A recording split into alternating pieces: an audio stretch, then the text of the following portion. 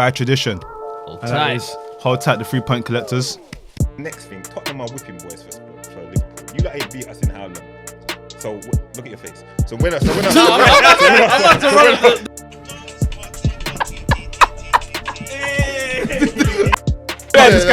roll. they forget about when the council is going to take the fridge. Oh, for real? When there was a little car park out front. Let's talk about sex, baby. Let's hold Liverpool. And as much as we can talk about Mane is a good player, Salah's a good player, they're just not the X factor, bro. Don't forget about it.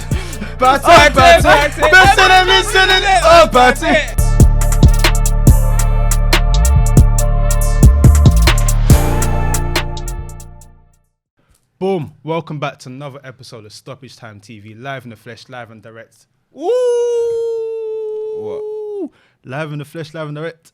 That's not it. That's not. You're rusty, That's not man. it. You're rusty, fam, bro. it's pre-season, man. Directing It's the pre-season. I don't even know what you said. Fam, it's actually. pre-season. You know, Rusty. you leave for 2 weeks and then the first touch starts going a bit mad. But listen, you already know what time it is. We're back. Things are happening. We haven't been here each and every week. You've seen us out and about. But we're still working. There's loads of football going on. And of course, we thought, you know what? Let's give them a little something. Little special. Something. A little special. Obviously, one of us is not here. So we thought we'd get another top centre back with us. We've got one and only. This person has, won every English major trophy you can win. 2-time Premier League winner, represented his nation, scored out of Euros. Very coveted centre half who has an amazing story. He's done so many sick things, broadcasting. Big DJ. Not about big DJ. DJ. About big. Early ball playing centre half. That was there. Early days. Popular now. Trust me, we've got the one and only Joleon Lescott. How are you, bro? Nah, I'm good, man. Appreciate you guys reaching out and happy Yeah, to man. be here, man. Thank you for being here, man. I mean, like I said, you've done so many. You've done broadcasting now, England U21s, City loan manager. But I guess the best place to start from is where it all started, Brum. Bromtown, yeah. Brum. Grew up in Birmingham. Family, brother, sister, mum, dad. And then went to Wolves. Had an option to go to Wolves or Derby, like YTS, old school YTS. But Derby would have meant me going into digs. And mum was like, nah, man. You weren't feeling that? Not digs. So I was allowed to leave home, so I had to get the bus to Wolverhampton, which was kind of far. Black to be County, fair. innit? Yeah, so I used to travel to Wolves and progressively got obviously through there. How come Their youth your system. mum didn't want you to To leave home. You're because it a wasn't- wild one. I wasn't a wild one, but I was baby, man. I was youngest at the time, so it was like it's different now. Like I've got kids, and in the system, I would encourage that to a certain extent where it wasn't. You didn't know as much as you probably know now. You know what I mean? So sending your kid away from home back then wasn't really a thing that was going to happen. So it wasn't a discussion. It was like, well, you're not going there. So cool then. At least you had mummy's cooking, Yeah, man. yeah, Mummy's yeah, cooking. You mentioned Wolves or Derby. But one thing that always stands out to me about the Midlands in particular is because obviously growing up in London, everyone's always like South London, loads of ballers. I went union coaching, I coached around there and everything. And there's so many clubs in the Midlands, there's so much talent. So when you were coming through, was that a thing then as well, where you're playing with all of these ballers? Because it seems like a hotbed of talent. Now you got people like Jack Grealish, who's this guy's like, go. 10 dog. Yeah, Super JG. Yeah, Come on, Jack's man. cool. Obviously, I think there's every era there's always talent, and cities there's bundles of talent. I probably wasn't as talented as some of us. I went on trial. Like Villa was my team. Wanted to play for Aston Villa. Didn't turn out as well. We're going to get into that one. Yeah. But That I mean, one like, made me growing laugh. up- Trust me. But growing up, like that was the only dream was to play for Aston Villa. My brother played for Villa, so I was like, yeah, this is it. This is. I just wanted to wear the kit, and you got free tickets. You know what I mean? You got tickets to go to the game, so I was like, yeah, let's play for Villa. But went on trial there, and they had Gareth Barry, who's one of my idols, like for real. I saw you Yeah. try to sneak him into the Premier League Hall of Fame. But I mean, I get what you're saying, but it was a bit early. Come on, like Gareth Barry will be. I'm just saying, like, for Later what on. the criteria is, like, he's got the most appearances, like, Yeah. and he's got a Premier League. I actually rate There's- Gareth Barry. I yeah. like Gareth Barry. There's man in there without a Premier League title. Hey, same names. Same name. What, Stevie G, yeah? They all deserve to be in there. I'm not saying they don't. Stevie G, like, what a guy. Legend. Like, icon. But I'm saying, what is the criteria? It's different for different people. You know what I mean? So that was my theory behind that. Yeah. But yeah, nah. So I went on trial and they had like Gareth Barry and J. Lloyd Samuel. Rest in peace, J. Lloyd and that. But again, they played in my position kind of thing. So Villa were like, nah, man, you're not really at the level. I was like, oh, Jesus. So I started playing for a bit. Just wanted to What play age was Sunday that? League. I'd say 13, 14. Okay. Like, What did you- I didn't did want to you- be in academy. I didn't want to, Okay. because it come with like, I couldn't play district then. Couldn't play school. Couldn't play Sunday League. And I just wanted to play. I just wanted to run around and play. Like Sunday League, I was playing like 2 games a day. Yeah. You go and play 2 games on a Saturday and then 2 games on a Sunday, and I could play in all the school games. Yeah. Like I You're was. probably playing up front, innit? That was, yeah. You know what I mean? I wasn't a centre half, and then Wolves wanted me to be a centre half. One of the centre backs. Got injured. Yeah, and I'd been playing midfield the whole time. He got injured. He put me back there, and I never went back into midfield. How does that happen to? I was Happens fuming. to a lot of people. Everywhere. Yeah, I was happens to a lot of fuming, so people. I just like, I ain't going back there. Because again, I was oblivious to what it meant. I just wanted to enjoy it. And then I got to the last year of school, and our school team was decent, to be fair. And we realised, like, if I'm going to have to do it, I'm going to have to pick a position. My school teacher was like adamant. He said, you're going to be a centre half, even to the point where we was playing like these school tournaments and finals, and we played at Villa Park in a major Birmingham like final, and I said, I'm not playing. If you put me at the back, I'm not playing. So I played in midfield and we lost. I should have played at the back because their best player was their striker. I was like, I'm not playing there. I just wanted to play. At Villa Park, and I was going to play midfield. You know what I mean? 'Cause, like Paul Ince was my hero. You know what I mean? So I was just like, I want to be like Paul Ince. And then, yeah, it didn't work out like that. You mentioned that bad. you mentioned like your mum not wanting you to go to digs, and obviously you and your mum's relationship like is quite close. Like, so what was it like? You know, navigating football, and she was representing you for a little bit, agent, right? She could have been like again. It was new to us. Yeah. We had a little experience due to my brother, brother, of course. so we kind of was aware of certain things. But then when obviously I was getting like pro contracts and stuff. Like my mum it was me and my mum sitting in there with the chief exec at the time, Jez Moxie, and he was like, listen, you could do this. But there's obviously laws and of course rules and stuff that we was oblivious to. We weren't aware of that, but it was just like, we wasn't negotiating, and I still don't really negotiate with things. It was like, you're happy. Yeah. Just give me my bread, bruv. Just you're happy with that. Like, check down, and at the man. time, it was like, my mum weren't earning them figures. Like, Yeah. mum and dad weren't earning that money, so we're not gonna say we want more than that. Yeah, They were cool. We're happy, so it was good. You say that, yeah, and I always like stuff like that. Always like is alarming to me because in that moment you mentioned how you wanted to play Sunday League and that because it was fun. You get to the situation now where you're good, you're talented, people are recognizing you, and even then you just want to play because it's fun. But in a situation now where, like you said, there's money on the table, it's more money than your parents see. Did you ever feel like a sense of pressure going into that? Because what we'll probably touch on next is what you did at Wolves and how you performed. Did you feel pressure even going into it thinking that, you know what, this could be life-changing for my family? Or was you just like, I just want to enjoy it? Yeah, like, having worked in a system now and knowing how that is a real thing, I can honestly say, like, my parents, it was unreal. That was never a thought. I never thought I need to do this for that reason. They were just like I said, when I stopped playing, and again, it wasn't like I knew I was going to make it or anything like that. It was like, my mum was like, not a problem. Don't even have to talk about it. My dad was like, are you sure? Kind of. My brother was like, are you sure? Like, you could miss out on the coaching element side to it. But it was never like, this is why we're doing it. It was like, I just want to play. Yeah. And again, that generation, that era, it wasn't glamorized. Like, I had this literal conversation with someone the other day. I said, you didn't know how much someone earns. You didn't know what car they drove or where they lived. It was just, he plays football on a Saturday in a kit that you support. You know what I mean? So that was like the motivation. So it wasn't a case of, we're doing it for these reasons. And I get that that's changed, and rightly so. Like, it means more now, and it's glamorized to a certain extent. But when you're not exposed to them things, how can you being motivated Yeah, by them. yeah. You know what I mean? Yeah. So when you like signed your pro, you know, everyone signs their pro. What did you do with that first? You know what I mean? Because so how much were you earning as a YTS? £42.50 a week. And then what did you jump to as a pro? Nah, it wasn't that big, you know, Yeah, because for real. I'd signed my first pro because Derby wanted to sign me.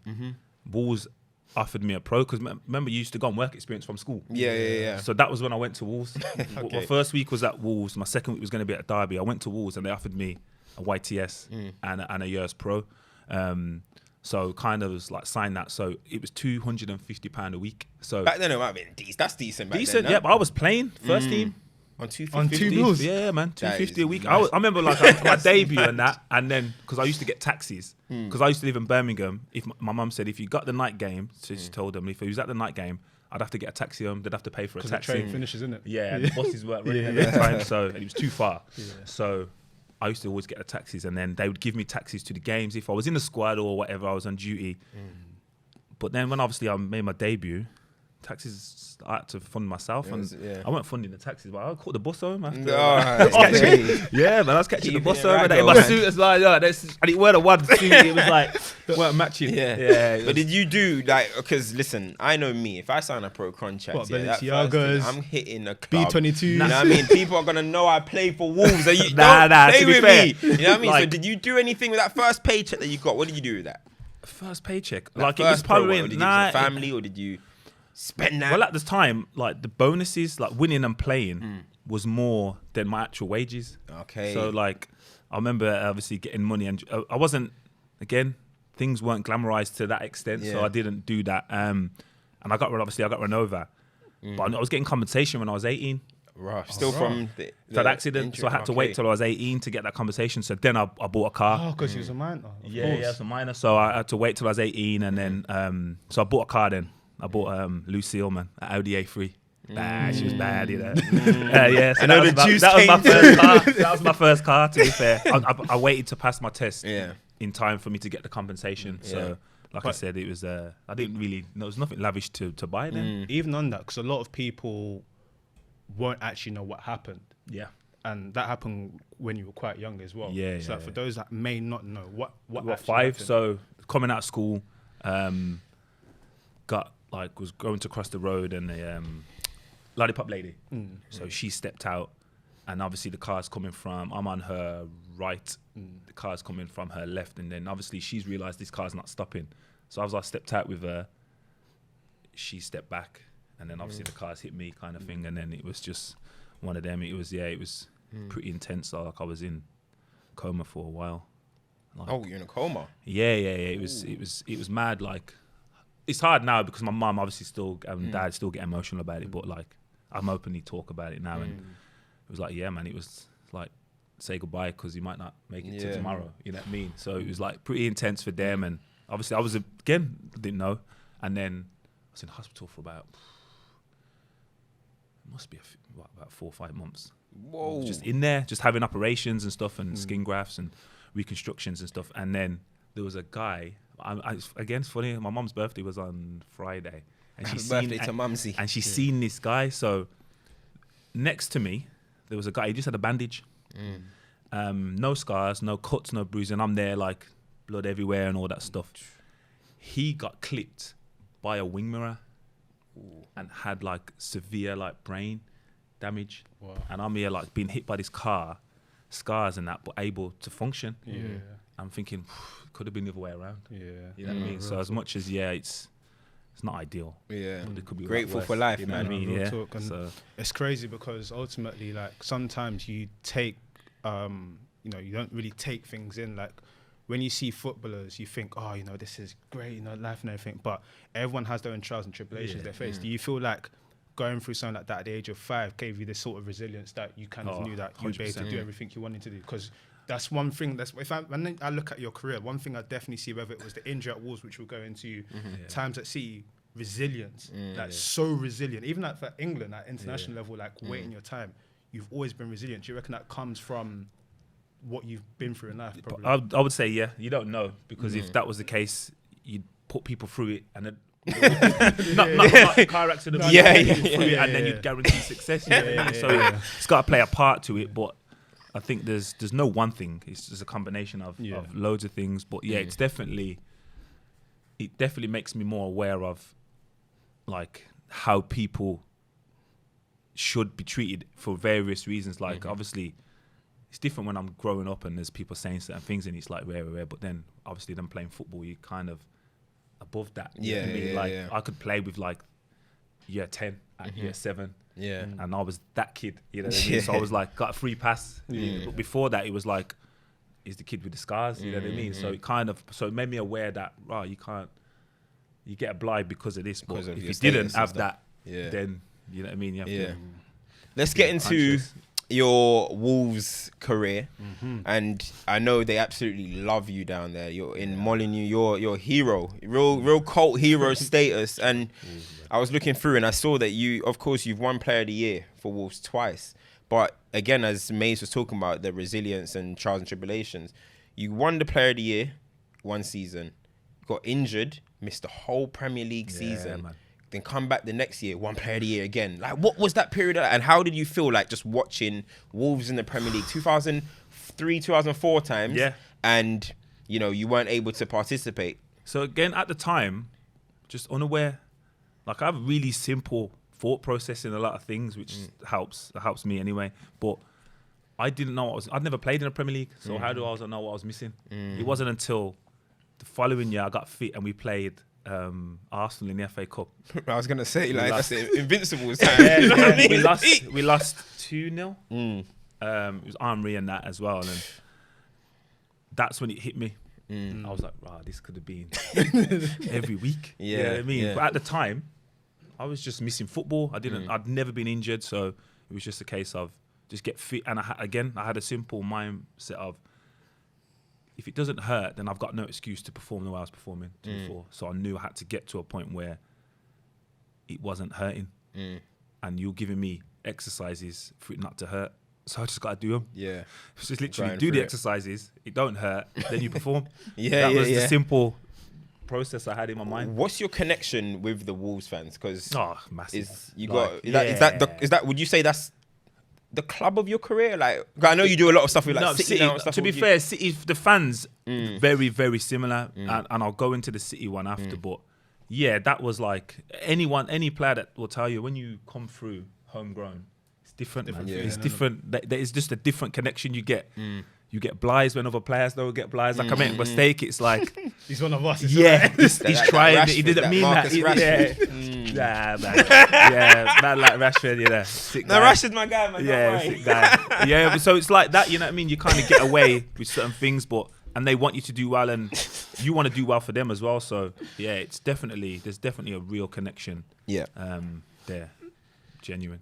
And then of course Everton came for you. Boy. David Moyes. Everton them times were actually it's peak now, but them times Everton were challenger brand. Everton were that team where you knew the top four, but every time it'll be like, anytime there's a decent player in the league, you'll be like, he should go to Everton. That's the next step up. So when Everton came for you, like, what was that like hearing about it? They signed you for 2 million, but when they like started a 5 million, or maybe it's add-ons. Wow. The reason I know that was because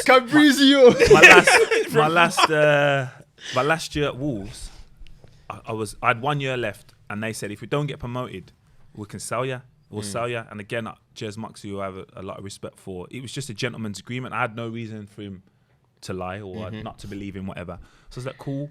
So he said, well, if you sign, obviously it ties you down for longer, but it allows the club to get more money. So I was like, cool, I'll sign. But the rule, like we still had a gentleman's agreement of if we get promoted. So that's how I know it was 5, because if I didn't sign, it was only 3, and I could have gone to Arsenal. What? Yeah, but I was like, I wasn't. That wasn't guaranteed. Talk to us about that quickly. Were you in conversations with Arsene Wenger? No.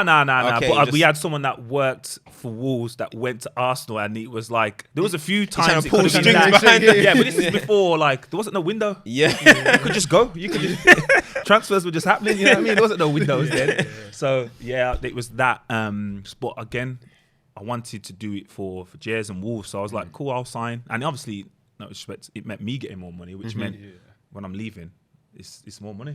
So it wasn't like Do you know what's beautiful about that though? Yeah, it's like maybe that even shows how football's changed because you're talking about a gentleman's agreement between you and someone. Like, how many gentleman's agreements That's have what we heard Harry Kane about? thought he had with Daniel Levy, You know what I'm saying? He's still there. It's the game. Depends what kind of gentleman you're dealing with, you know. yeah. Man, are shaking your hand like this, you know. Oh, lad. They got their fingers crossed and that. Oh, No man. comment. But yeah, Everton. One thing that stuck out for me in the Everton period. There was this period where you restored the feeling. You went back to like striker days. I think it's Attacking centre it back. was real talk. I wasn't playing centre back. I was left back then. Oh, That's the thing. So Before letting Baines in that, yeah? so that yeah, again, yeah. Baines is my guy, mate. I love Baines. So AF. so what had happened there was, so obviously I've gone to Everton and Was it 3 goals in like 8 games and then yeah, 10 well, goals that yeah, I season. scored 10 goals that season. Yeah, but obviously no set plays. You weren't taking no pens or no free kicks. None of that. Genuine goals. But so I'd never played left back. So when I went there, obviously I'm playing now. My debut was left back. It was horrendous. Like I You remember who it was against? Watford. Okay, who's the Who was on winger? opposite flank? Youngie.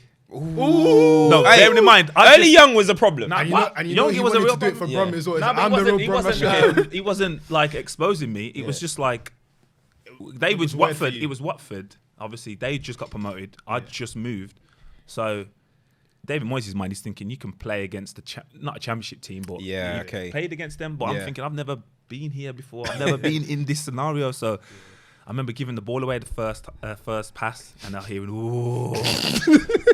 I was like, nah. So I remember getting in the car, yeah, and then driving away from the stadium, and there was a couple of fans like, "You're shit." Oh, mate, that burnt, you know. And I was off the back of a pre-season when I went there. I was there for about a week, 10 days, and Joseph Yobo asked me what position I played in. I was like, rah, this is real. Bruh, man don't even know you. Like, Yeah, that's like crazy. I'd been up there for a week. I'd seen Mikel Arteta in a restaurant. Literally 2 days before I'd signed, he didn't have a clue who I was. I was like, this is real. Yeah. I need to start again and earn that credibility, whatever. So that was kind of a big wake up call in training, and then obviously the debut. But after that, then obviously got to play centre half, build my confidence up, and then later on in the season, the left backs were injured, and he said, "Do you mind playing there?" I was like, "To be fair, I'm in a better place. I feel confident." You know what I mean? Yeah, cool. And then who I am now. That was it. Yeah. That was it. And So I flying. think I played 150 games for Everton. I reckon 110 were left back. Mad. And I'd never played left back. And I was Mad. like, now my ambition is to play for England. And it's actually Cole, like the greatest. Yeah. I think I ain't gonna. He ain't Beat coming him out to the the team. team, Not like it was easy to get JT and Rio out, but I was stronger at doing that than I was at playing left back. So I didn't really want to play there. So we kind of we had continuous conversations, should I say, me and David Moyes about that. But yeah, it was what it was, and it all worked Hey, out. original left-footed centre half. That's what it Yeah. could have been. You know what I Yeah. mean? Mings is eating off that right now, but you were the OG for that, innit? So But what speaking of Moisey, what was, because again, like Cam mentioned, Everton were an interesting place where it's like, you know, you're going for like that 5th, 4th spot. Yeah. What was it like? Why do you think like Everton never sort of cracked the code like people thought they could have? What was it like? Always just so Just close. on the cusp, I think we yeah. finished Yeah. 5th. Yeah, we like finished 4 yeah, times. it was like something us, that. Villa, and Yeah. Spurs. Yeah, really, yeah, that yeah. would consistently go trying to break into there. Obviously, it's going to become down to the players. I remember like half a season. It was the second season when I think we might have finished 5th. Like our strike force was Fellaini and Tim Cahill for half a season. I mean, one of the games it was that bad. We played Fulham away. I'm left back, and they said the change is going to be Baines is going to come on, and you're going to have to go up front. So I was literally playing up front in the Premier League, thinking I could like bend my runs and that. I wasn't trying to get it to feet. You didn't say, look, that Nah, man I want to bend my runs, man. I'm trying to, yeah, I played up front for Man City as well. Me and Carlos Bro. Tevez at White Hart Lane. Right, we'll Mate, get into I that. could do bits up front.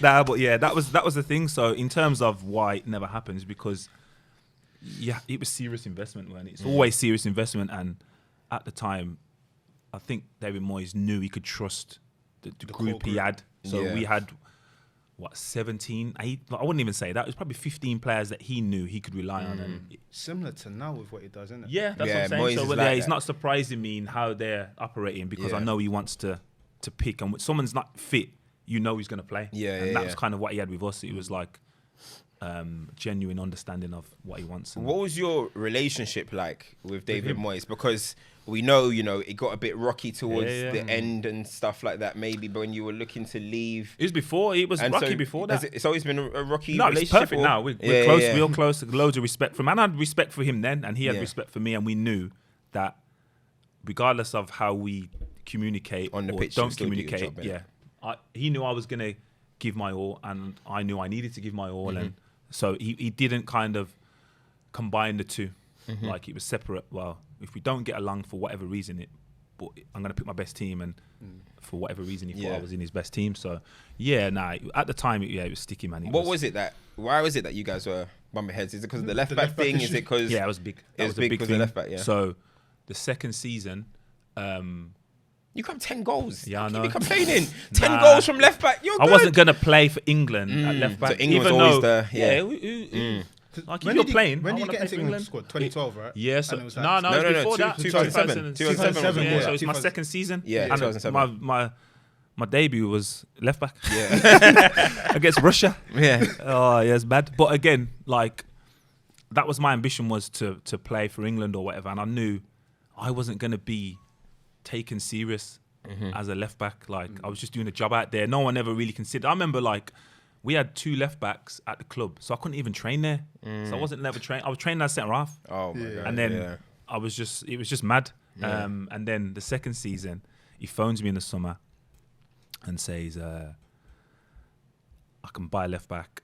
No, sorry. We go to pre-season and we play a game and we're losing 2-0. And I come on. And he puts me left back. But again, I didn't mind because I knew we was interested in, we'd been linked with Bainesy.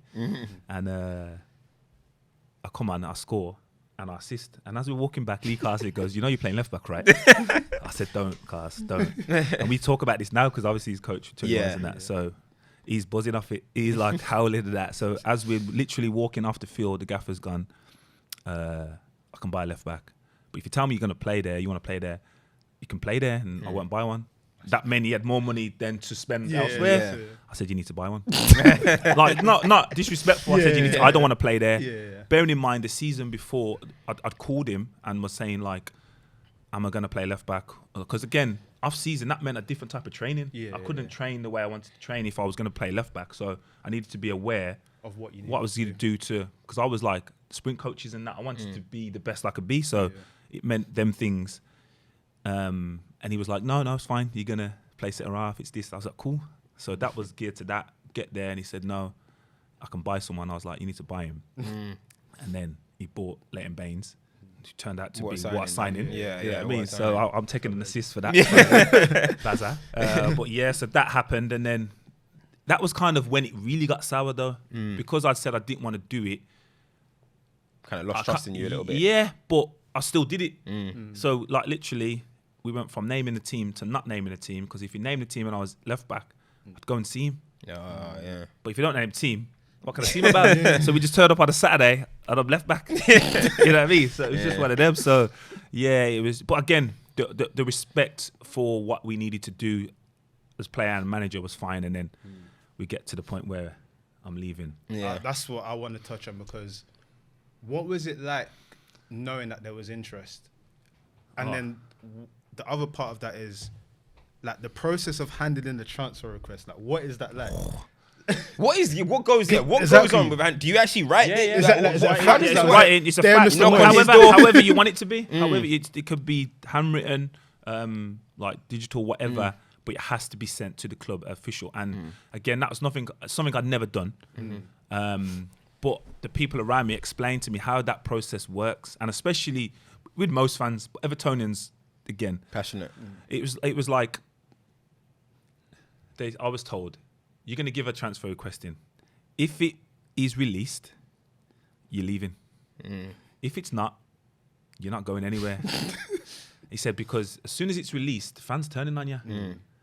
I would've They called the can't Sun. keep you. Yo, yo, If yo. the fans have turned on you, the fans can't.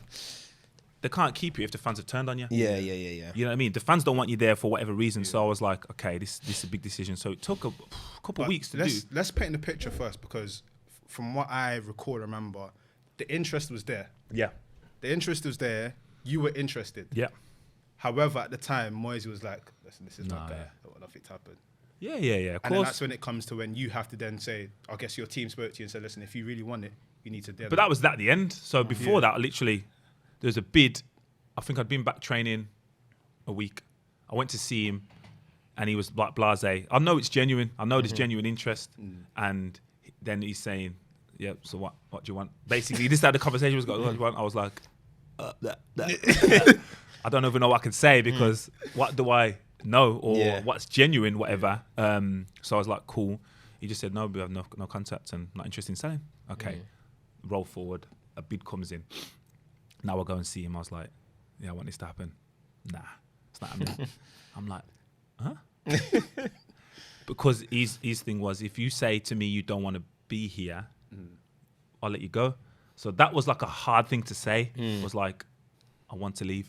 It's like breaking up with someone, isn't it? Is that Yeah, it's hard, man. It was hard because, as I said, he'd done a lot for me in terms of buying me and stuff like that, and developing me to a certain extent. So to say that, and I was 26.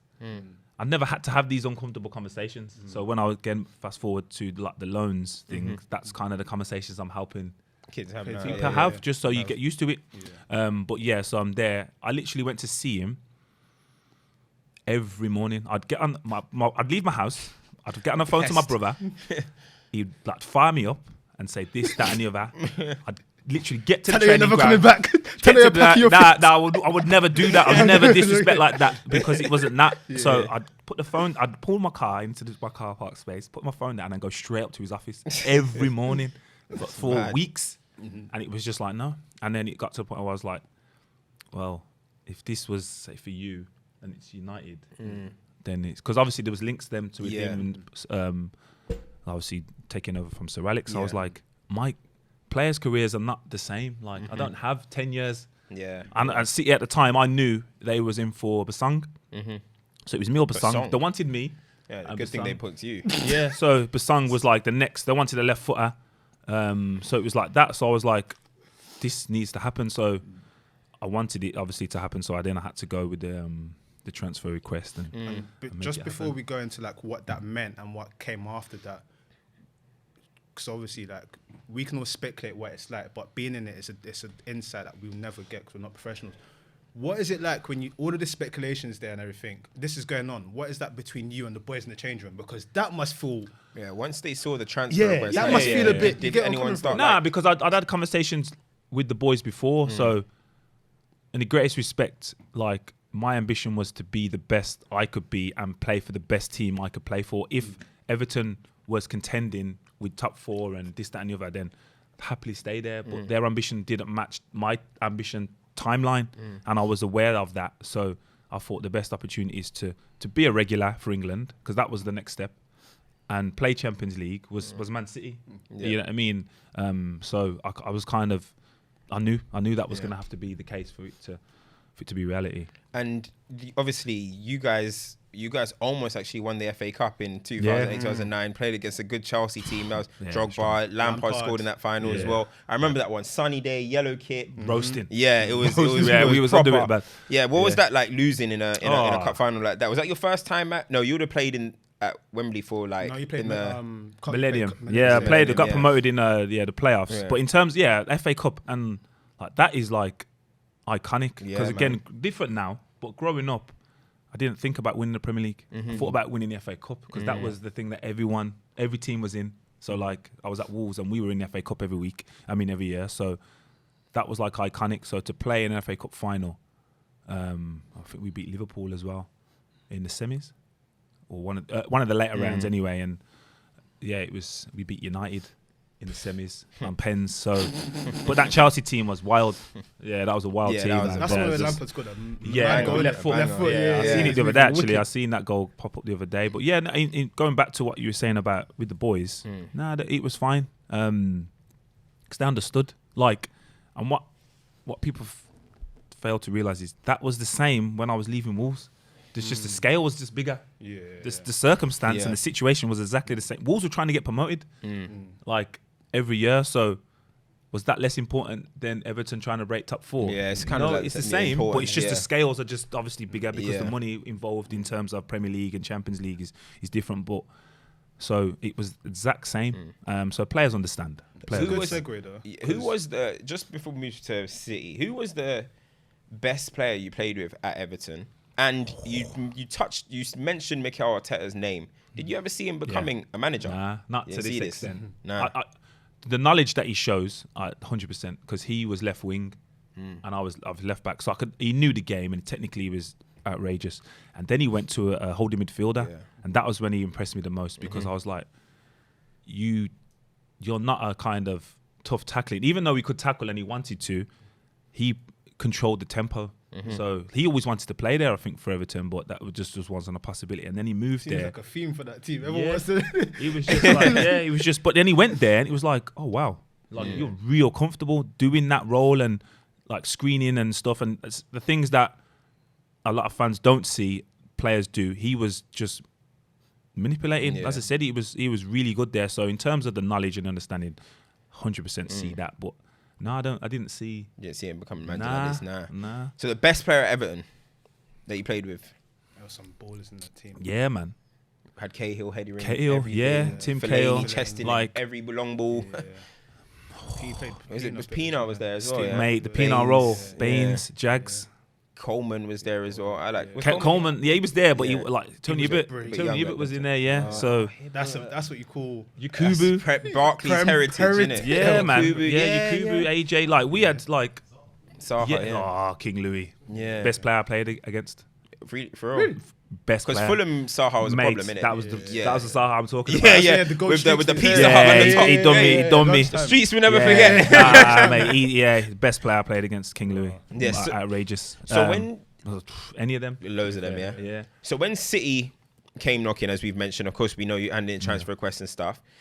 What was the big motivation? Was it to now start playing Champions League level, or because look, let's be real, everyone knows about the shake investment, the monies that was being thrown out there. Was it? Did you have two kind of motivations, or was it just the money? the football, Listen, the football money side? is a thing. Obviously, Yeah. let's not be oblivious to that. But I just signed. I think it was 18 months before. I signed Yeah. a new deal at Everton. So in regards to being comfortable, like, that was enough. You Life know was what I mean? calm, So yeah, it was nice. Like it was more money than I ever could have thought I was gonna make. So that wasn't the motivation. But when it's like you're hearing, like I say this a lot, when I met Khaldoon, what is happening now, he said was gonna happen. I'm a Like United foresight. fan. I love that guy. Like, Foresight. what a guy. But Yeah. like, literally said, this is going to happen. And I was like, yeah, I need to be a part of that.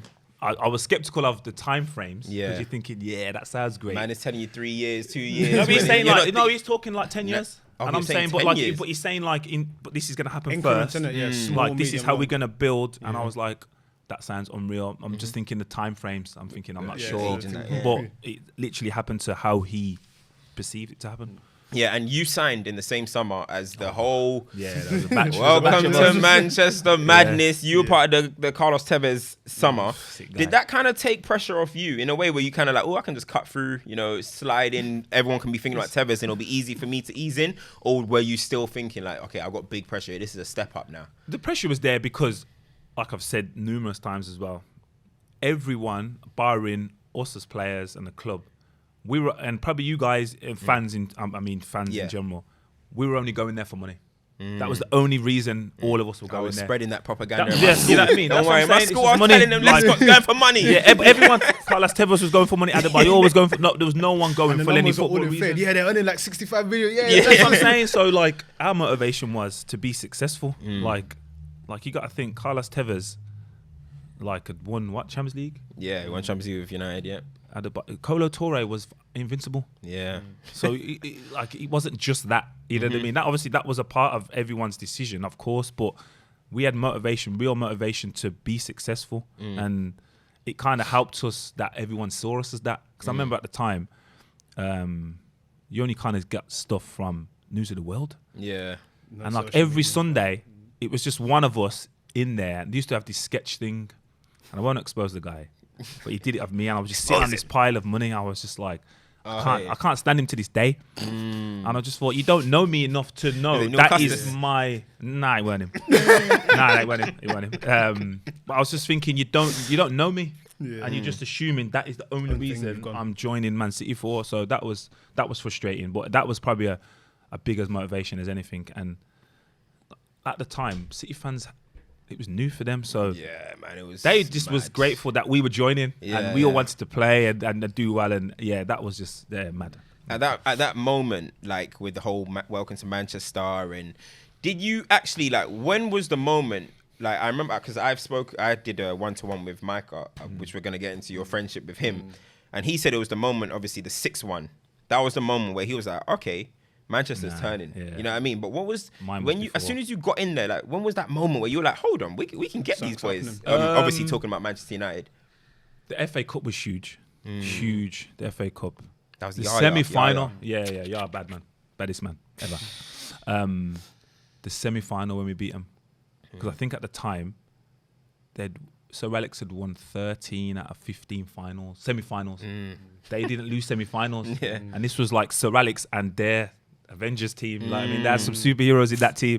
Yeah, we beat them then. So that was kind of us thinking, now it's serious. The 6-1, obviously, massive. But I think that was a turning point for them. When they kind of realised. And I think everyone took us a bit more serious. We were in the FA Cup and then we come back pre-season, and what was good was we played everyone pre-season. We'd signed Samir, Gale, and Sergio. That's when it started to change. We signed them now, hoopers, and we played Inter Milan and we beat them. And this was like Eto'o and their strong team. I think they'd done the treble. Yeah, they done the treble. Yeah, and we beat them in Ireland, and we was like, oh, we're serious. Something's happening. We're serious. And then we played United in the Charity Shield. We go 2-0 up and we lose 3-2, and that was the best thing that happened. That was the best thing that happened to us. Yeah, that was a massive. Yeah, because we'd won every pre-season game against top teams, and then we just thought, we're here, we're ready. And then we lost to them in like conceded 3 goals in a half, which we didn't do because defensively we were strong. You know what I mean? And I don't mean just the defenders, but defensively. And then that was a big wake-up call. And then I think we went like 14 games unbeaten started that season, which was massive. So when you talk about defensively, you obviously formed a solid partnership with Mr. Man City himself, company. What was that? What was it like? Because you say A side centre half, B side centre half. No disrespect. No, but people saw it as the captain. What was it like being kind of like a B side to? The evolution of how we got there from Kolo. Mate, Kolo was the captain. Yeah. So Kolo was the captain. Yeah. So Vinny wasn't in the team. Yeah. So man was still trying to run around centre mid. He was playing like. I remember that he can't delete them fouls. He come as a centre mid, I think, and like I think he'd been playing there for Hamburg and stuff. But yeah, like me and Vinny then, Kolo was captain, so we knew he was going to play, and then me and Vinny was like we sat next to each other, but it was never a rivalry. We just like we kind of spoke about it, but it was friendly. Like we were competing without it being competitive like that. Yeah. So Vinny would play right back at times, and then I got injured, and then he just formed a partnership with Kolo, but he was now the mainstay in that partnership. And as it progressed, I was self-aware that I knew I had to be his best partner. I didn't have to be the best centre-back. I just had to be the best partner for Vinny. Because if I wanted to be the best centre-back, like, say, Gareth Barry knew he needed to be Yaya's best partner, and Edin Dzeko, you need to be Sergio's best partner. You then play. You then play. You're never going to be Sergio. Gareth Barry's probably never going to be Yaya, but I was never going to be Vinny. But if I play well with Vinny and he does well, then I stay in the team. Yeah. It's as simple as that. That's how you got to think, man. That's how you got to think. You need to be the best player. You need to be the best partner, especially centre half as well. So I was just aware that I needed to complement. And I'm 4 years older than Vinny.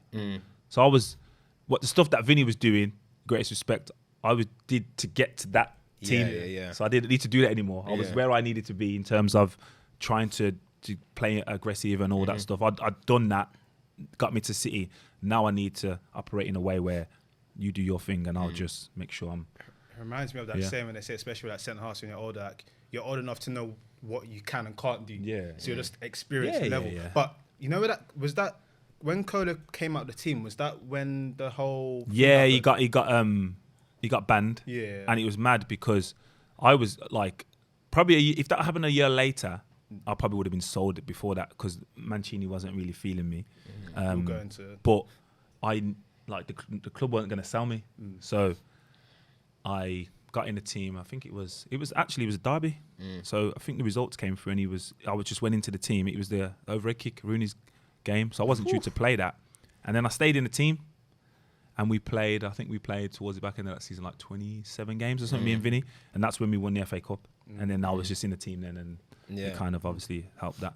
You mentioned bicycle kick, and it's something Cam touched on before.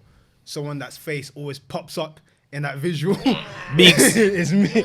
And obviously, you guys, like, what is that relationship like? Because it's funny, because you're both from Brum, but he reps Leeds. He was born in Brum, but Yeah, he's from Leeds. he He moved. But what is that friendship, brotherhood like? 'Cause you both broadcast now, you're both close, you're both in the same team. And it's very good to see, honestly, on TV 100%, and stuff. yeah. So that relationship is nice to see. That's my Like, guy. where does that stem from, and like, what was it like playing? So we were friends before City. So then people just think it's just Man City. So we kind of got into the England team at the same time. So it was like me, him, and Ashley Young. Burst onto the scene. Yeah, he literally burst onto the scene. You know what I mean? Big Meeks and that. So so I know Meeks from England, and then we were just close from then.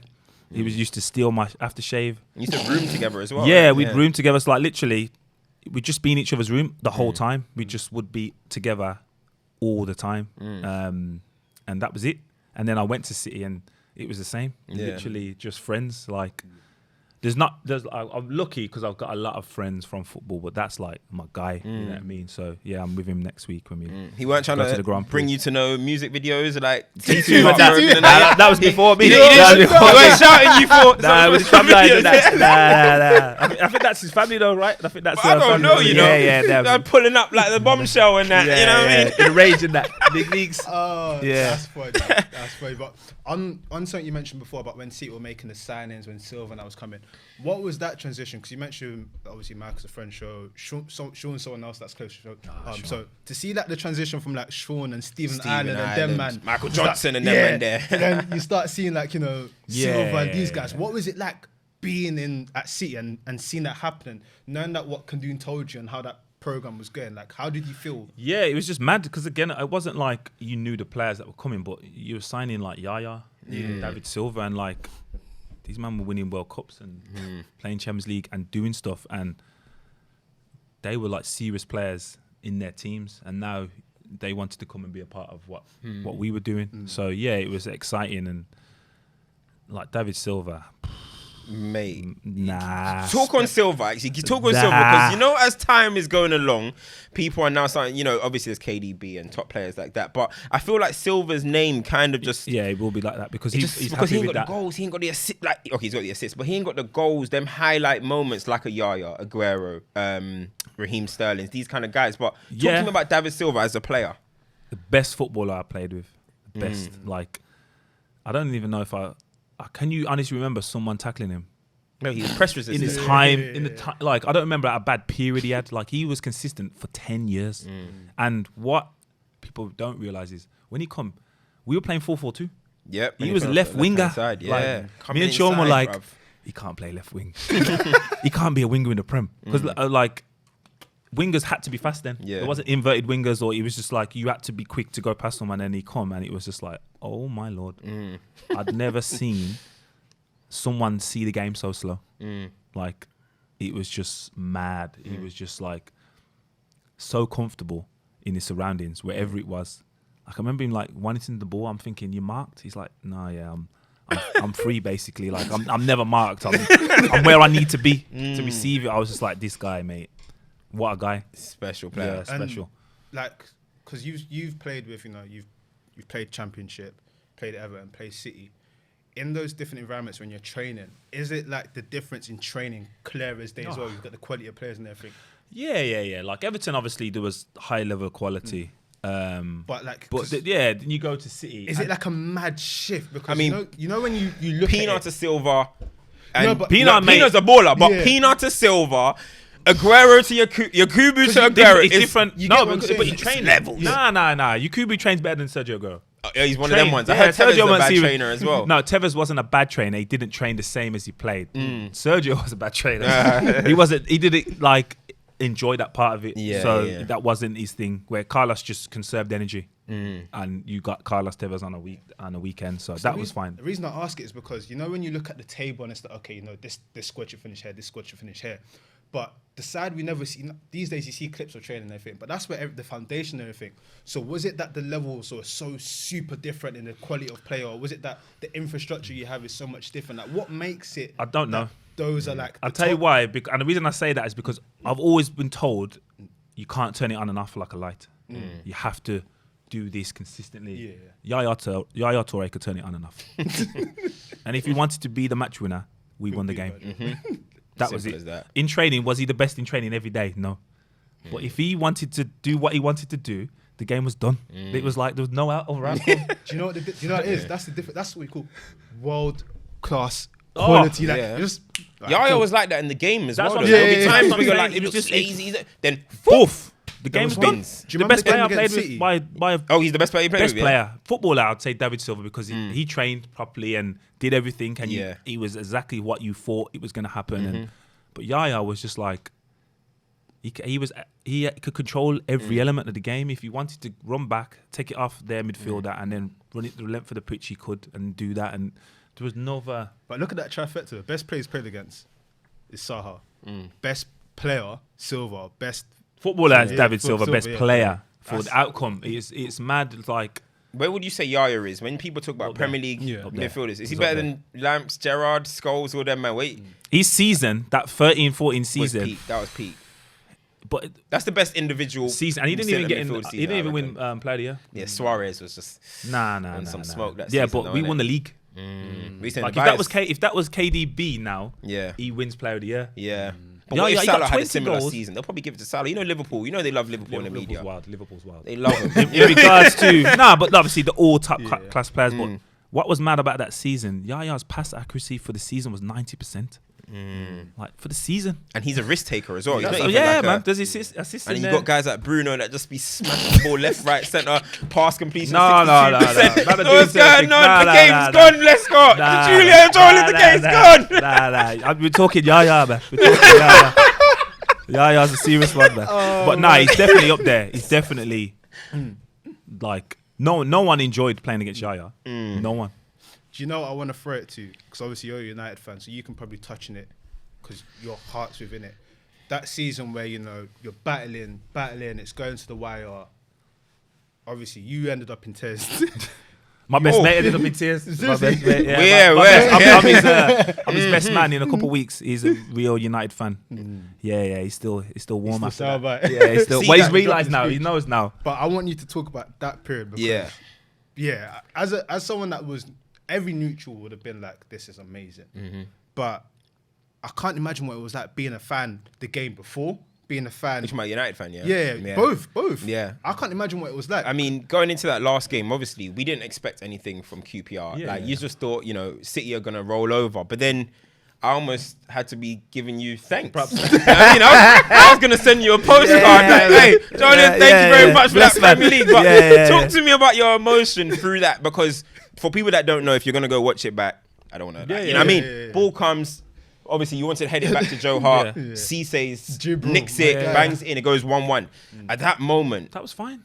We were to score. Yeah, bro. You didn't look fine, man. No, I was fine. I was fine because, listen, I never got carried away with either or, like high or low emotionally. It was when the second goal went in. Mackie. Bro, that was the one. That was serious. You almost cleared that one off the line, though, with as my well. hand. I was so close to, like, if you look back, I'm like, nah. Because then it would have been all me. It would have been all me. 2-1 red card. That was, that would have been a problem. But like that was the bit when I'm like, oh my Lord, now it's real. And it's funny, like I say like when literally these are things are going through my mind. I'm thinking I can't go on holiday. I can't collect my kids from school. And it's the Euros. I'm going to the Euros. I'm thinking I don't want to go to the Euros. I don't want to do nothing. I don't want to leave the house for like the whole summer. It was mad. And when like last season when like the Villa game, I seen Cheeky after the sporting director, and he said, "I get it." He said, "I've heard you say that before, and I never really got it." He said, that's what I was thinking when that game was going on. He said, I don't want to leave the house. We were laughing, obviously, because the outcome's positive. But, mate, yeah, the second goal was the one. The first goal, I'm thinking we only got to score one goal. Yeah. We've got guys that will score one goal at home. But the second one, I'm thinking we got to get 2. Your boys know they What's the inside story on that, though? Because, I mean, how much did Khaldun pay QPR to throw the game in the end? Because when I started seeing everyone celebrating in the end, what's going on? I'm a United fan. I'm watching Cisse and Nasri having a party in the middle of the pitch. I'm like, they're real close, though. That's his boy, man. That's his boy. What the hell? Like, that looked a bit dodgy to me. But obviously, the Aguero moment. Like, as a player that played there, played through that, talk to us through that moment, man. What did you even do? I just ran towards the bench because, like, again, the staff that were around there, and it was like everyone that knows football, like, there's so many staff members that have to work the hours that players do and don't get the credit, and people don't appreciate them, like, fans wise. But yeah, man, I just remember running and just jumping on staff members. But I don't even remember watching the goal. I don't even remember seeing how that went in. Like, even for years after, I couldn't watch the game. I remember, like, the next year we went to Newcastle. And I put the telly on, the game was on. I turned the telly off straight away. And I don't think I watched the TV in an away dressing room, away hotel for the rest of my career. Really? Wow. Yeah, I didn't want to watch that game. I didn't watch that game until the end. Because of the Cisse thing or just in general? Just in general. And people think it's because of the Cisse. Or you just wanted to keep that moment with you. Yeah, and then start of COVID, Sky were doing like old games. Yeah. So me, Micah, Zaba, and Vinny did that game. We'd never watched that game or spoke about it. Yeah. And people just think it's me that's saying, like, oh, because of the Cisse thing, like, I don't want to watch it. Like, they're saying it's a horrible watch. And we know the outcome, but it's still horrible. Like, I would much rather win 4-0 with 5 games to go and have it done. And I know it's iconic and it is, but nah. Yeah. It's like when you watch your favourite movie, innit? And you still know what's going to happen, but you're still getting nervous. It's always like that. I just can't imagine, like, you've always said you're cool, calm, and collected, but I can't imagine being cool in that sort of, do you know what's on the line? That just yeah. There's a lot. But again, Fergie would have probably retired that year. If we won the league that year, I don't think he knew what was coming, didn't he? So he knew he had to be like, oh yeah, let me get Van Persie real quick and leave on a high. That's what I'm saying. Get you, man. He left us in the mud. Oracle, you see the future, man. Yeah. But, So go on. I wanted to touch on resilience again, because obviously that's when we talk about footballers' careers and everything, we have peaks and you have tough moments. That is like one of the best moments you have in your career. Everything great. On the flip side, there was times where it got very difficult at City. Yeah. How did you navigate that? Being in the place where you form this great relationship. You guys are smashing it, and then this place where you're not in the team anymore. How That was around Pellegrini. Even Mancini, to be fair. So after the year, after we won the league, we signed Nastasic, cool guy in that left side centre back, and I could deal with not playing or playing if it was fair. So if you're going to give us the equal opportunity to perform, I'm like most players, you're going to back yourself. Yeah. It was when we came back this following season, I weren't going to play, and there's 2 things that I've seen from managers. One was Mancini when he said his confidence was low. I'm like, we've just won the league. I've gone to the Euros. We got to the quarterfinals, and I've scored. My confidence can't be any higher. France, isn't it? Yeah, it can't. My confidence doesn't get any higher. Not that I was reliant on that, but it doesn't get any higher. So that is the worst excuse to use for me not to play. And then there was a situation under Pellegrini, which again, like Carabao Cup. Yeah, that was hard, man. And it wasn't hard. It was hard that I didn't play, but his reasonings were pathetic, and it wasn't justified. It wasn't consistent for every other selection. Can you go into what that reason was? So it was like I wasn't in the team every week. I was in and out of the Premier League team, and I was playing the cup game. So I'd played every League Cup game, captain the semi-final, and in that season, Joe Hart had come out of the team. So Joe Hart was started Premier League. He came out of the team for Pantilimon, but Pantilimon was in the League Cup team. So by the time they changed, now Pantilimon's in the Premier League team. Joe Hart's in the League Cup team, but he's only come in for like the latter stages. So when we get to the final, he's picked Pantilimon, and his reason was because he played more minutes. I'd played the most minutes. no one had played more than me in the Carabao Cup. Yeah. So how can that be the reason for him to play, but it can't be the reason for me to play? And I say that was the bit that done me, was that you using it as an excuse. You're using it as an excuse to play him over him, but yet that's not the case for me. And I was just like, when it's not fair, I have no respect. Like, you obviously don't have no respect, so why must I respect you then? Yeah, and and so with that Carabao Cup, you don't rate that? No, I rate it because I played a part in it, 100%, and it's on there, man. Yeah, hey, it's on the honours, don't worry, it's on the credits, man. You know what I mean? So, I rate it. Don't worry about that. I rate it. Yeah. I'm not that silly. Yeah, but no, it doesn't. It's not the same. But yeah, I got listen, and it's just because of that. I don't even think no one knows this. So when he named the team, I didn't even go to dinner. I just went to my room. So I just went to my room and just sat in my room on my own. And the lads know, like, obviously, I was cool with all the lads, so they didn't really say anything. I was distant for that. Obviously, I was involved in the celebrations and stuff, but it weren't the same. It didn't feel the same. Would you say that's one of like the lowest points? Yeah, 100%. Outside of the injuries? Nah, injuries weren't low. The lowest point was Villa. Got that dog in him. Villa was low, man. Villa was, because I was a Villa fan. But that, in terms of the City thing, that was a low. Because then, like, that was my last year. So we won the league and the cup. And like, towards the end of the season, he come and apologised, like the manager, and was like, I would have played you more and this, that, and the other. I was like, it means nothing now. Like, I'm leaving. Like, you give me that opportunity, and I potentially earn a new contract at Man City. You know what I mean? Like, his reasonings for me not playing wasn't the reasons why he was picking Di Michaelis and Javi Garcia. I was just like, it's not that, it's them. It's that one thing for me and another thing for them. That was what I couldn't deal with. Because of time, and there's still so much to get into. That you know, England, there's Villa, there's the stuff you've done post-career. Let's quickly touch on Villa, because you mentioned, you know, you played the final, you played centre mid, didn't go how you wanted it to go.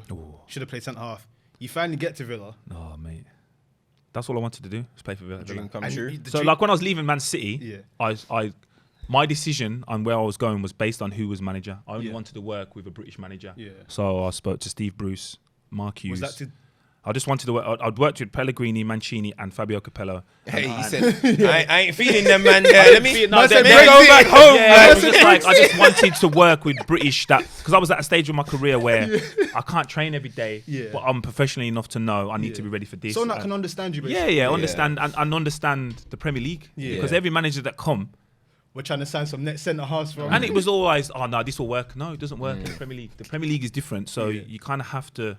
Unless you have to then catch up. No, I'm talking management. So their style and how they want to train, I'm like, it's not going to work. You're going to have to adapt that thought process and that method. So that was my theory. I only want to work with a British manager.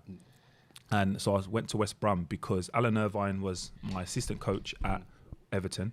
A really good guy and helped me a lot when I was playing there. Big Pulis. No, he came after. So he wasn't. He came. So no, he wasn't the reason I signed. No. So it was Alan Irvine. Alan Irvine was the manager or the head coach.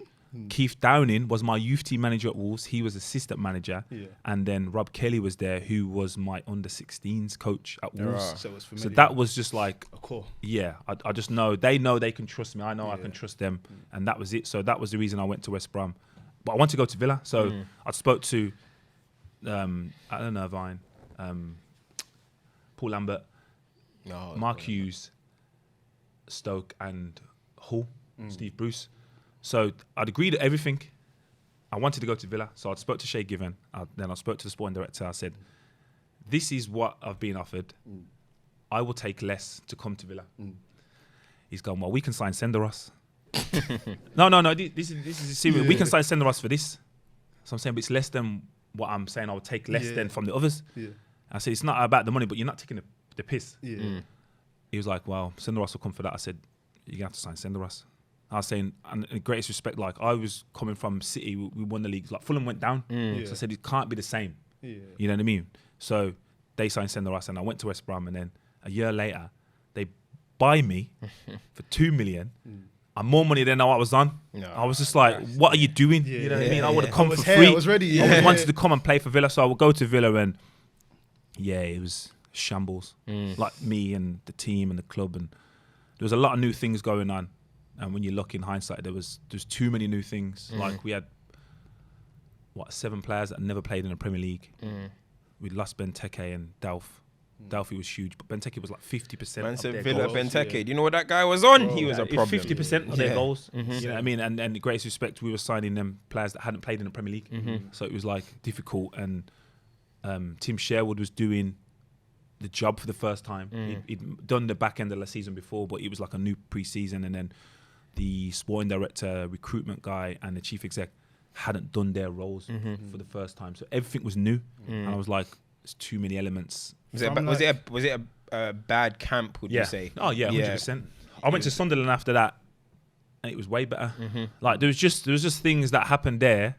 I remember one time, and because like there used to be a group of players that would play cards before training and stuff, and like say you get injured and they come back and they play cards and whatever. And I remember addressing it with them. I remember like no one speaking to me for like 2 weeks. And Meeks is like, yeah, this ain't the place for that job. I was like, yeah, okay. So then I realised like, just got to do me. You weren't obviously good enough to keep us in the league or whatever, but it was mad because I had a chance to leave. So the January, LA Galaxy on the phone. Hey, I would have been out there. Mates, What? LA mates, Galaxy? this is my only regret in football. Son, So babes. So it was like I'm out here, man. Stevie's there, Stevie G's there. It's They want to vibes. sign. They signed in Ashley Cole, Nigel, and me. Nigel De Jong and me. Yeah. The one to the left side centre half. So it was me or the guy they signed, Van from Belgium. Anyway, so they were signing me. So I spoke to the club, and club was like, yeah. I was like, it's not going well. We'd played Wickham away. I don't know if you remember this story. This is like a mad 2 weeks.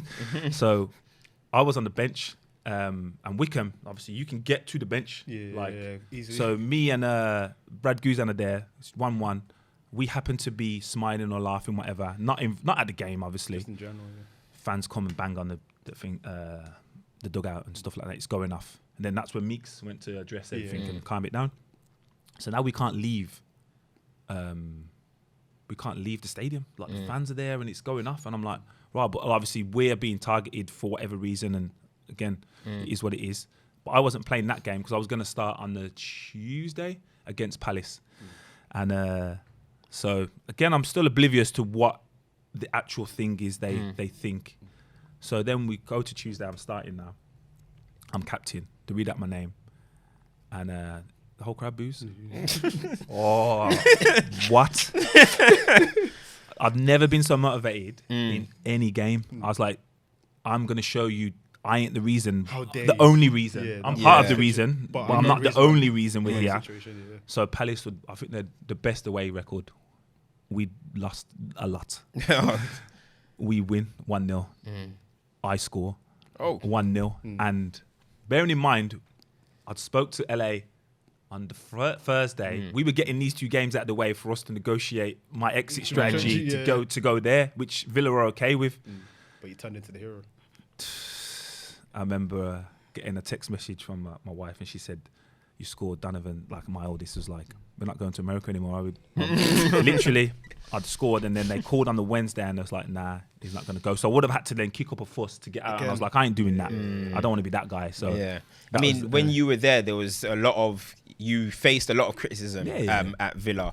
I remember there was that infamous Stan Collymore rant when he was digging you, Micah, everyone else. Are you guys blessed that or not blessed on that? I ain't got time for that, man. Like, way too much talking. And like me and Meeks spoke about this briefly. And it was like, he retired, 31? I think he retired at 31. Meeks, No, not Meeks. Oh, Stan Collymore. Stan Collymore retired at 31. Yeah. Then went into like whatever he went into. But so he didn't know what it was like to play at 34 in the Premier League. So one, you can't comment. And apparently you suffered from mental health issues.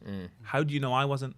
Did you take the time to reach out for that? I wasn't, by the way. Meeks wasn't, but he didn't care. He wasn't okay with checking if that was the case. So I'm thinking, you've had to retire for these reasons or this, that, and the other, and you've not got no consideration for how this group of players may think or be feeling about this scenario. I was just like, you're doing it to be relevant and Yeah. just to have some kind of attention because that's not cool, man. Yeah, he got mad personal on that one. Yeah, he got mad personal. We got personal, and I said, "Come, find me." Link man. Yeah, He said, big man. Big man You've thing. stung. I got you still. I got you still. Nah, it was serious. It was serious because, as I said, like, and I knew it was serious, yeah, because my bro was at Villa, obviously, when Stan was in the team, so I had stuff. Ooh. I got receipts, bro. Real receipts. And I knew it was serious when Gareth Barry reached out and said, "Do I need to expose some secrets?" I was like, "Oh, if Gareth Barry's reaching out, he don't say much." I knew. That's a peaceful guy. Yeah. So I was like, nah, I've won this one, but you don't need to know how I could expose the whole dance.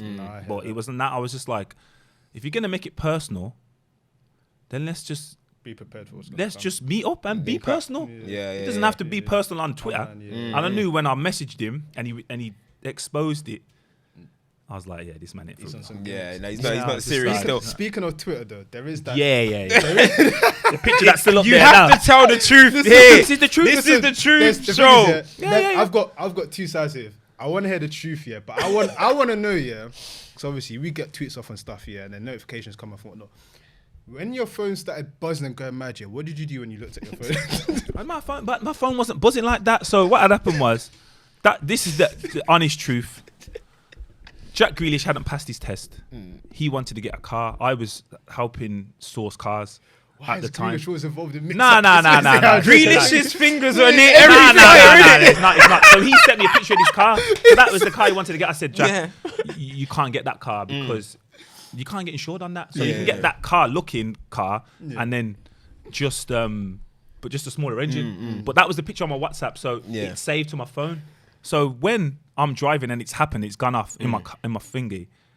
I wasn't like literally. My brother's phoned me and was like, "Where are you?" I was like, "I'm on the way home from the game," because it was after we lost 6-0. Yeah, 6-0. Yeah. So that was obviously the thing. And listen, I didn't even tweet after victories or defeats in the history of my timeline to be like, I'm just going to tweet a car. Like, with no words. How it looked here. For me, But I would have preferred how it looked. 6-0, everyone's saying, "Oh, Joleon shit." Listen, this is my lifestyle. Hold that. I don't care. This is You bad, still yeah. got to go back to your boring life. I'm about to hop in a I'm grown. Hold that. You know No, what I to tell you why it's mad, The yeah, picture because looks a bit pixelated as well. yeah. Pixelated. Yeah. Them Google ones that you save. Yeah, that's what I'm Before saying. you click on images. That's what I'm saying. The worst thing is, yeah, my mum was at the time, she was like, I didn't even have that car. I had a Rolls Royce.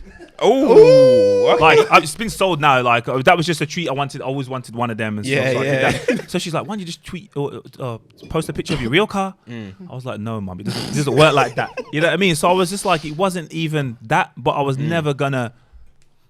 What? It's not Jack. It's nothing to do with him. It was me, my mistake or whatever. And I was just like, the relationship I had with Villa fans got personal to the point of where my family couldn't come to games.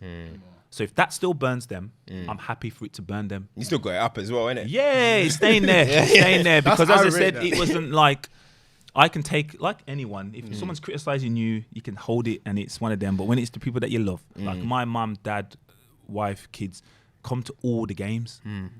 They can't come to games because they're getting abuse. Nah, that's different. It's different. And lastly, at Villa, when you got relegated, again another controversial criticism came because you said it's a weight off the club's shoulders. We can go players, back to I meant the players. I meant winning, the players, and everyone's yeah. like, "What do you mean? It's what the do you weight? mean? We want to be in the Premier League." But I understand what you meant there. But it's It was funny because I think there was a comment similar at the start of the following season from someone at Burnley, but it was the same wording, but it was obviously before anything had happened. But again, like I'd been in the dressing room with the players that had changed to a certain extent, not changed like totally, but like it was relief because it wasn't the same. Like it's not comfortable situation to be in that. Like no one wants that, obviously, but listen, it's how Norwich feel. You know what I mean? Get pumped every Premier League. when Go it down, happens, win that's what you games, see, get yeah. pumped. Hey, I'd rather be winning the championship, mate. No, but you see teams win. You see teams get relegated all of a sudden. They're not easy games anymore. Because it's the different release for teams and stuff. So as I said, should I've used that wording or not? No.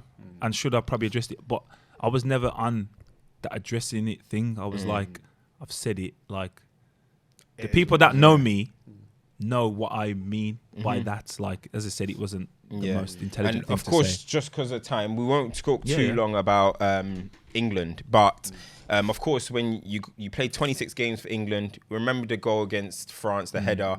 I was gassed, man. That was euphoric. But with your England time, do you look back at your England time in happiness, or do you look a bit of regret? And this whole talk about, you know, there's camps in the England team, is that true, or do you think it's just like excuses? I think it was true, but it wasn't. I wasn't part of that because, like I said, while I was spending most time with Meeks and Youngie, and we were at clubs where there weren't threats to anyone. So I was at Everton when I first broke in, and then you go to City, and City is still not a threat. It's different, but again, that was definitely a thing. That was definitely a. I don't know if it was a club or North South, whatever it was. There wasn't a full unity that you see now. I don't see that now. I don't think that being an issue.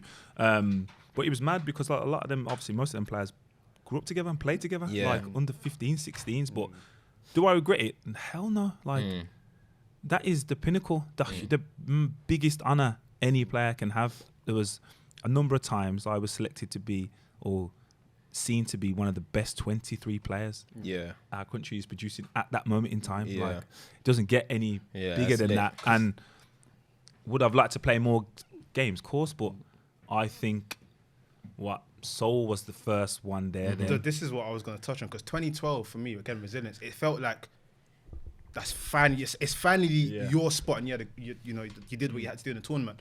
But I remember, what was it? Woodgate, Seoul, Rio, because Rio had the ban. There's John a lot. Terry had come out of it. Yeah. Like, you always had to, you mentioned that you didn't want to go up against Ashley Cole, but it felt like you was always up against 4. 100%. Yeah, world class. Yeah, Yeah, exactly. so like I wasn't and then deemed to you be better than them. finally, and then you finally had your moment, and you delivered. You did what you had to do.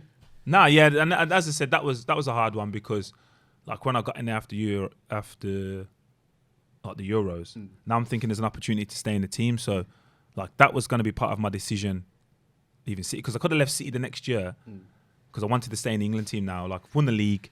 Was it after the league? Was it after that? I think it might have been. It was the year after that. So I'm thinking now I want to stay in. I'm playing the World Cup. I want to be England's centre half now for the next tournament. So my decisions were going to be based around that. And I spoke to Gary Neville, and I was like, "There's opportunity to leave. What should I do?" And he was like, "No, stay because, like playing 25, 30, 35 games for Man City, Champions League and stuff. Because that was when the rotation was happening. That was hard to take, like, because I was from an era where you play well, you play. But now it was a case of, no, this team beats this team and this team beats that team. So that was kind of hard. So that was new. So I spoke to Gary Neville. I was like, well, what needs to happen? He's like, no, you stay. And then I stayed there and didn't play again. I was just like, what? What's going on here? So that again, it was just the inconsistencies with the messages that I was receiving. But nah, listen, I don't regret anything, to be fair, barring going to LA Galaxy. This will be a Zoom. Just for time's sake, of course, amazing career broadcasting. Tell me about that, broadcasting and coaching. Because under 21s right now. It's there are two things that typically a lot of black players mention that it's very difficult to get into, and you're thriving in both areas. Like, how's that transition been for you? It was hard. The transition from not playing was tough. That was probably the toughest thing. But talking about football is good, and I enjoy it. The broadcasting and the coaching. Long term, I'm studying at the moment too. I want to be like a sporting director. So I want to be like a sporting director eventually. Not in a rush to get there, but you want to come United or? We need someone there. Jesus, man. Jesus. I'm not sure what Darren Fletcher and them man are doing over there. Fletcher, that cool guy, that. But yeah, as I said, I've got no like clear thought of what I'm gonna do. Like now, I've been told by people I trust to gain as much experience, and you'll gravitate to something that you enjoy the most of. So I'm just trying to do that now. It's actually good to hear sport directors. You never really hear someone say they want to. Or academy manager. I'm not like that's the course I'm on, but I'm not precious to think I'm going to be that and thinking, it's going to be at Man City. It's gonna be at the Wolves. breadth of experience is dope though, because I mean we haven't got time, but being the loan manager must have been huge, because you're working with young players, you're working with some slightly older players that might be in the situations you're in, and sort of helping them. So it's great to hear that the under 21 thing as well. That is it's huge because AD Boothroyd and them, oh my God, the under-21 team was terrible for a while, in my opinion. So I'm happy that it's kind of moved on, because the under-21 team, I felt like they have so much talent. Yeah, England it's has so much always, talent. yeah, but always that's the underachieved. thing. They weren't We even getting out of the see group that, stage. but there's a lot of talent, like that France team. Yeah, You know what I mean? yeah. Like, They got even just, Tremeni like- still going there, and Camavinga. I know them. Camavinga, you know what I mean? Who's So we got getting 20 to goals understand, in like, League One. Camavinga's, what is he on par with Jude?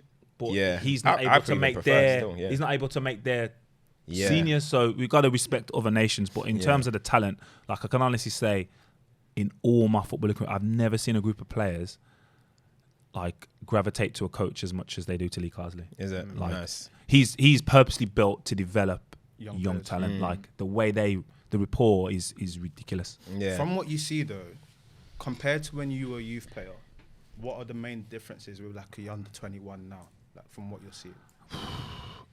Talent is mad now, and its talent is. I think it's probably like, again, I had this conversation with ex-players, like before when I was young, you probably had, everyone had a mad work ethic, and then you seen the one or two that were talented and they went on. And now I'll probably say it's the opposite. Everyone's got talent, and then the ones that progress are the ones that are just obsessed. Or Yeah. have a There's mad ballers work I might have ethic. made it in this area, you know. Yeah, There's 100% Jacob work rate, yeah, Ramsey, just you know what I running mean? around. There's a lot of ballers There's a there, lot, man, but yeah. again, it was when everyone's the same. It's not the same, but everyone has a level of talent. So this is our section where we just do a bit of fun, Yeah. quick fire questions. I won't look. So you've already told us the best player you played with, but can you just confirm that again? Best player you played with. Best player, Yaya Toure. Best player you played against. Louis Saha. Most underrated player you've played with, or most underrated player you played with. I feel like you gave us that answer already. Yeah, I would say him, Gareth Barry. Barry, but I would say James Milner as well. When it's all said and done, and he's sitting there with his stuff, Yeah. with his trophies and that. It's proper. Yeah, you got to respect him. All-time 5-a-side team That I've played that with? you played with. That I've played with. Ooh. No goalkeepers, man. No goalies. Nah. Okay. So I'm gonna go. Come on, We don't want to hit Joe Hart. Okay.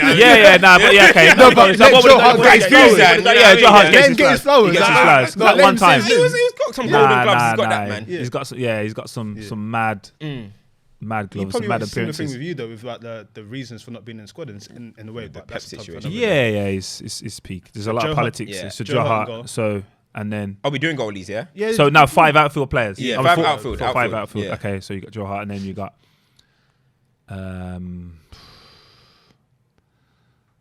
I'm going for them their peak careers. So I'm gonna say Rio, Yaya, Patrick Vieira, yeah, David Silva. Oh, I don't know, Gerrard, man. Forgot about Gerrard and Rooney. Can't leave 5. Riser out, man. In the 5-a-side as well. Nah, but Maybe 5-a-side, 3. I don't need him to do any. I just need this guy to score, and if he's just score, it's got to be Sergio.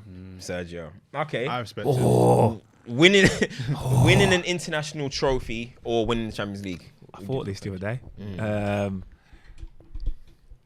When you say like World Cup, World Cup, Cup Euro. / Euros.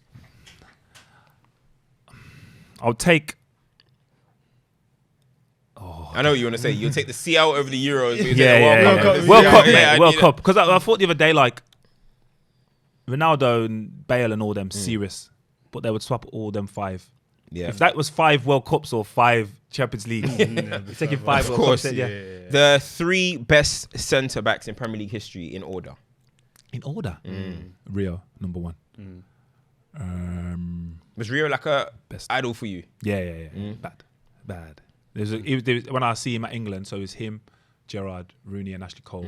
They were the 4. I was like, oh, there's another level. There's like everyone here is like world class, but then there's that on top of that. That was to me. Yeah. So that's Rio 1. You gotta say John Terry. John Terry Yeah. 2. And who's the third Premier League history? No love for Vincent. Vinny was serious, but I'm talking to people that I looked up to more. So like, Stan was serious, you know. Yep, Stan was serious. Goes on the radar. Sol Campbell. Oh, it's tough that, you know. Yeah, really. John Terry. We've got Rio number 1, John Terry number 2. 2. So who was better, you or Micah Richards? What football? Yes, who's a better player? Me? I score more goals than Micah. He's gonna come through busting the door. Yeah, but nah, Meeks was a serious one though, you know. Like, people don't respect. They see him as a pundit now, and it's all love and it's this. But as a baller, like, people weren't going for 21 million. Yeah, you know what I mean? Yeah, for so real. yeah, His nah, Premier man. technique is insane. He was serious. He was like probably the first of the new era to actually play fullback role like that. Yeah, to get forward was equally strong attack and defense. Yeah. So yeah. Meeks was serious. Kevin De Bruyne or Steven Gerrard? That's what we call it, modern v old school. That's a debate that's all over Twitter. Oh, that's mad. That Premier League. You're trying to say no. Just in general. Just in general. Gerrard ain't got a Prem. We know that. Yeah. No, but it still doesn't Kevin matter. De Bruyne or Steven Gerrard. If you had a blank team and you just needed somebody in your team, you're the manager. Oh, that is tough. That I don't think there's a bad choice. I'll say Gerrard. Gerrard. Yeah, I don't think there's a bad choice though, is there? You know what I mean? Nah, You can't get it's it not, wrong, of but Top players. The last two questions. Most talented player in the under 21s right now. right now, I'm vibing with Jacob Ramsey. but I was right gonna, now. yeah, I'm vibing with Jacob him. is serious. Yeah. He's serious. Talent. What's that? He's an He's under under 19. 19. Yeah, but he's he's serious good. though. There's a lot of talent. A lot of talent. Anthony Gordon as well. You know. Yeah. Morgan Gibbs White. That's why I'm so happy. he's come Curtis back Jones, with mad talent. Yeah. Jones. And Harvey's obviously, in there. Harvey, Yeah. bad talent. But I'll go Jacob. Yeah. I'll go because I'll give him. Last year, start of the season, I said he's gonna have like a big season, so I'll stay with Jacob.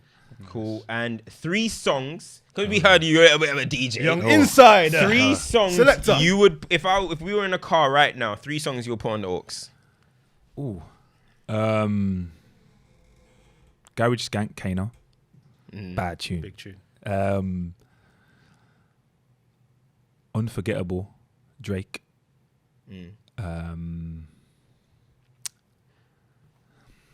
And I would say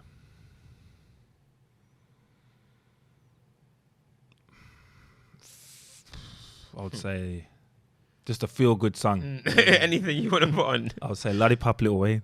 Okay, throwing it back. Bit of 8 a times. mixture, bit of a mixture. All right, and just obviously, we appreciate you coming No, onto the show. appreciate What it, is next for you? What should we be keeping an eye out on? Oh, Anything? Keeping an eye out. Are we going to see you on our screens? Yeah, every no, day anyway? yeah. It's obviously Being starts biased back to up. City and, you know what I mean? Every No, I'm no, trying- no. I'm trying- With the No, clean no. seat. You know he's always coming You can't- clean. I see. You can't be biased. You can't be biased when you win it every week. You know what I mean? Just being fair. You know what I mean? But nah, yeah, I'm on doing that and then finish my masters this year. Nah, man, I'm just enjoying. I got a great balanced work life. So Yeah. and then next summer is 21s. Yeah. Nice Listen, one, man. Yeah, Joleon. man. I appreciate it, Ben, guys. dope Appreciate having you you coming on. on, man. Thank you so Nice much for one. coming Yeah, on. man. Remember, like, share, subscribe. Remember, Big we'll be Meeks, how he came on before you. back. And Sean, We would and talk. Sean, He's and way Sean. too busy. We'd And talk. Sean Sean, as no well. excuse for Sean. And I was with Sean the other day. but There's you no know, he's Sean. always, the shop and everything. It's always the shop. Ah, The shop. yeah, nah. It's always Sean's the not shop. too busy. Meeks is busy. I can't even. I have to voice note him now. Oh, he's gone busy now. I can't even get a phone call. Yeah. That's another episode. Like, Yeah. share, subscribe. Listen, Joleon, thank you so much for coming on. We'll be coming back with some more stuff. Listen, it's off season, but we're still working. We're still locked in. It's another one. We're out. Bye.